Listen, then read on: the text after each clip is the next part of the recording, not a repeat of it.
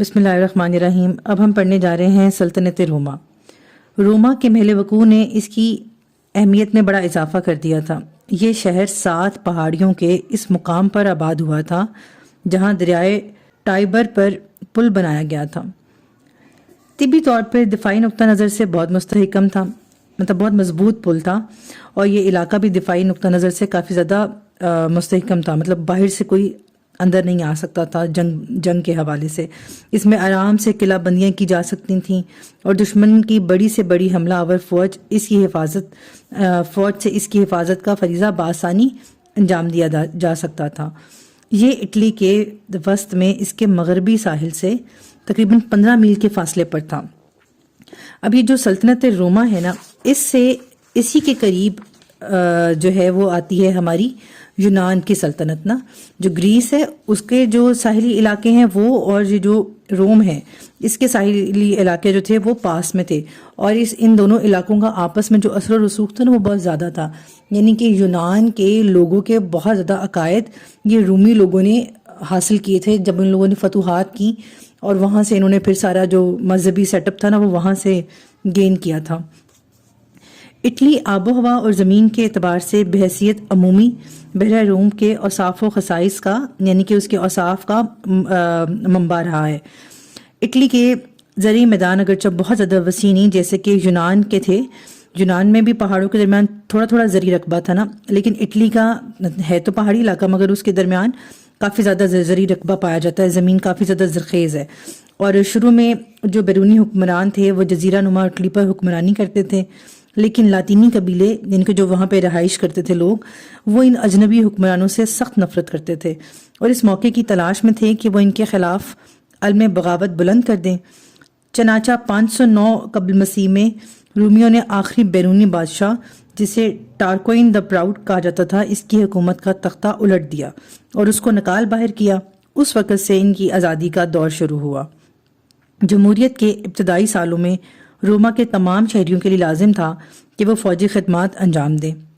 روما کے جمہوری حکمرانوں نے فوج میں فولادی نظم و نسق برقرار رکھا، یعنی کہ صحیح ان کا ڈسپلن ایگزسٹ کرتا تھا۔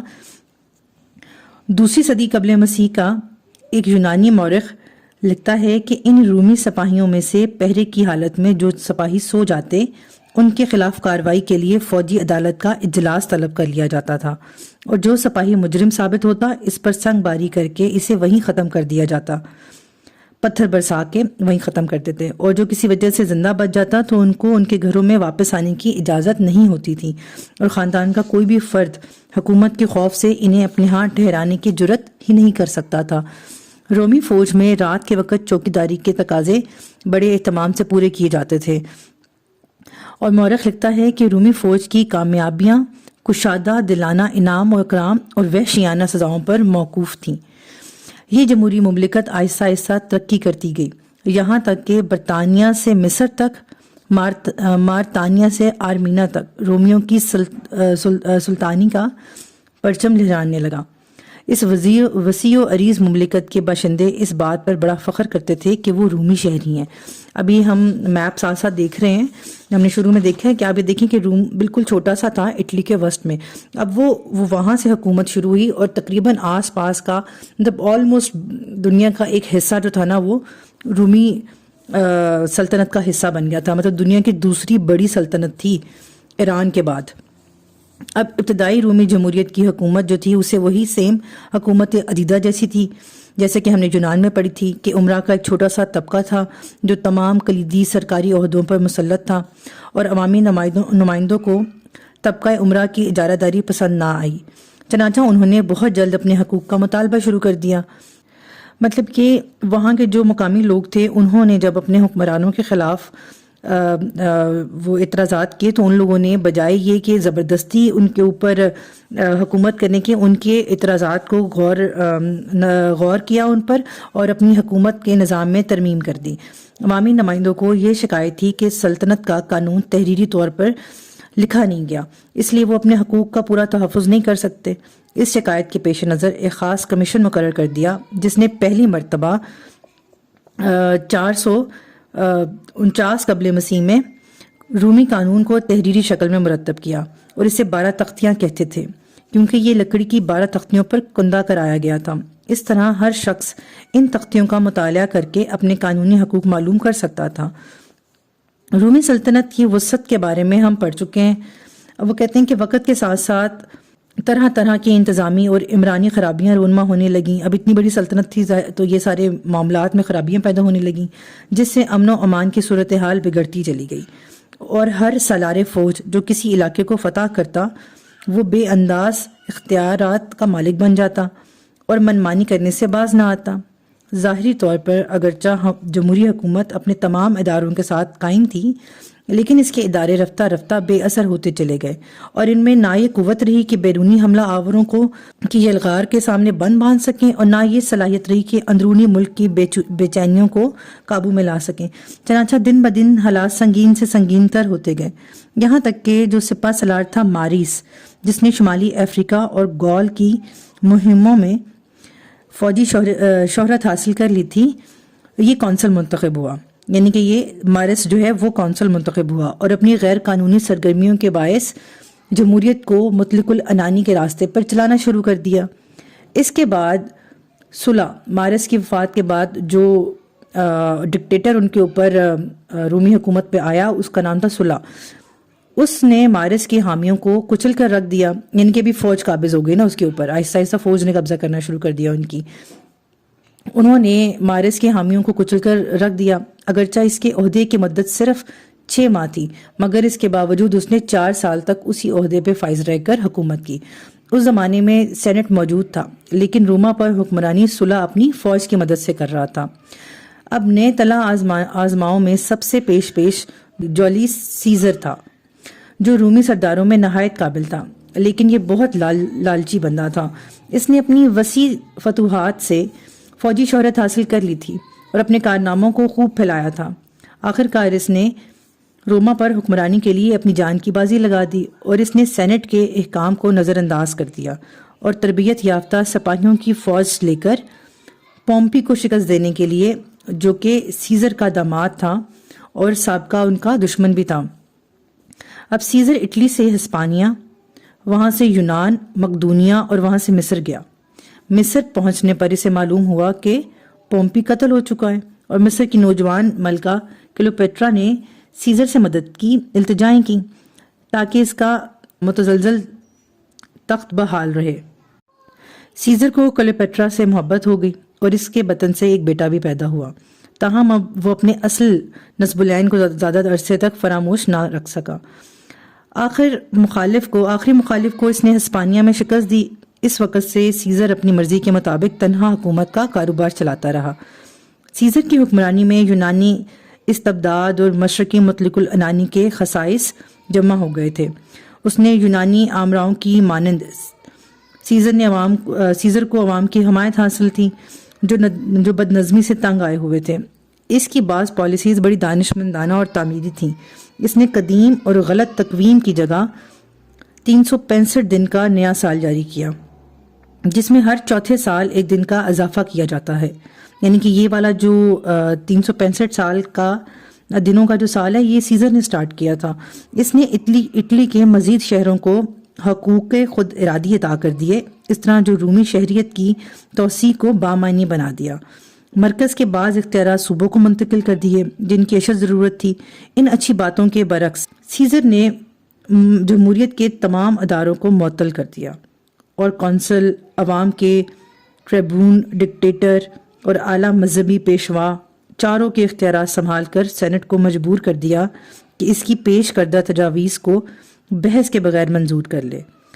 ساتھ ہی یہ بھی اہتمام کیا کہ رعایا سکندر اعظم اور مصری بطلمیسیوں کی طرح خود اس کی بھی پرستش کرے۔ دشمنوں نے سیزر کو سینٹ میں قتل کرا دیا۔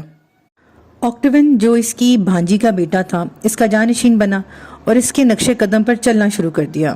اس نے اپنے 15 سالہ دور حکومت میں دشمنوں کو عبرتناک شکستیں دیں۔ اس کا سب سے بڑا اور آخری حریف اینٹونی تھا، جو اس کی بہن آکٹیویا کا شوہر بھی تھا۔ وہ مصر چلا آیا، یعنی کہ جو اینٹونی تھا نا، وہ مصر چلا آیا تاکہ مصر کی ملکہ کلیوپیٹرا سے مدد طلب کرے، لیکن وہ بھی اس کی محبت میں گرفتار ہو گیا، اور اس عشق بازی کی وجہ سے اس نے اپنے سپہ سلاری کی صفات بھی محروم کرا لیں۔ نیز اپنے اہل وطن کی نگاہوں میں اس کی جو قدر اور منزلت تھی وہ بھی جاتی رہی۔ وہ اب روما کا جرنیل نہیں رہا تھا بلکہ مصر کی ملکہ کا خامند بن کر رہ گیا تھا۔ چنانچہ اس کے ہم وطن رومی اس سے بیزار ہو گئے اور اس کے حریف آکٹوین سے جا ملے۔ 30 قبل مسیح میں اس نے اینٹونی کو شکست دی۔ اس صدمہ کی تاب نہ لاتے ہوئے اینٹونی اور کلیوپیٹرا دونوں نے خودکشی کر لی۔ مصر کو بھی رومی مملکت میں شامل کر لیا گیا۔ اس طرح آکٹوین نے روما میں اقتدار کامل حاصل کر لیا۔ جمہوریت نے جو کہ مدت سے بستر مرگ پر ایڑیاں رگڑ رہی تھی دم توڑ دیا، یعنی کہ جمہوریت بالکل ختم ہو گئی اور مطلق العنانی والا جو سیٹ اپ تھا نا وہ شروع ہو گیا۔ یعنی کہ آکٹوین جو تھا وہ اکیلا ہر چیز کے اوپر، ہر حکم پہ مطلب وہ قابض تھا ہر چیز کے اوپر۔ منشور اس کا مطلب کیا تھا کہ جمہوری اوساع قائم رہیں مگر اپنے اختیارات بڑھا کر حکومت کا اقتدار مستحکم کر لیا جائے، اور وہ اپنے آپ کو رومی جمہوریت کا بحال کنندہ کہتا تھا۔ جمہوریت پرستی کا کردار قائم کرنے کے لیے وہ ہر نمائش سے احتجاج کرتا، ایک سادہ سے مکان میں رہائش پذیر رہا۔ اس کے بچے بھی عام لوگوں کے بچوں کی طرح گھریلو کام کاج سیکھتے، سرکاری دعوتوں میں بھی اعتدال کو ملحوظ رکھتا۔ وہ اپنے آپ کو شہنشاہ معظم یا سیزر کی طرح دیوتا کا بیٹا کہلانے کی بجائے جمہوریت کا پہلا شہری کہلانا پسند کرتا تھا۔ آخر اسے اگسٹس کے لقب سے ملقب کیا گیا، یعنی کہ اسے محترم معظم کہا جاتا تھا اور تاریخ میں اسی لقب سے پہچانا جاتا ہے۔ رفتہ رفتہ بادشاہوں کی پرستش شروع ہو گئی۔ رعایا کے مختلف گروہ اگسٹس کو دیوتا کی طرح پوجنے لگے۔ مشرقی ممالک میں لوگ اپنے بادشاہوں اور شہنشاہوں کی پرستش کیا کرتے تھے، یعنی کہ یونان، مصر، اس طرف کے جو علاقے تھے نا ان کی بات ہو رہی ہے کہ ان علاقوں میں وہ سب لوگ بادشاہوں کو اپنا خدا مانا کرتے تھے۔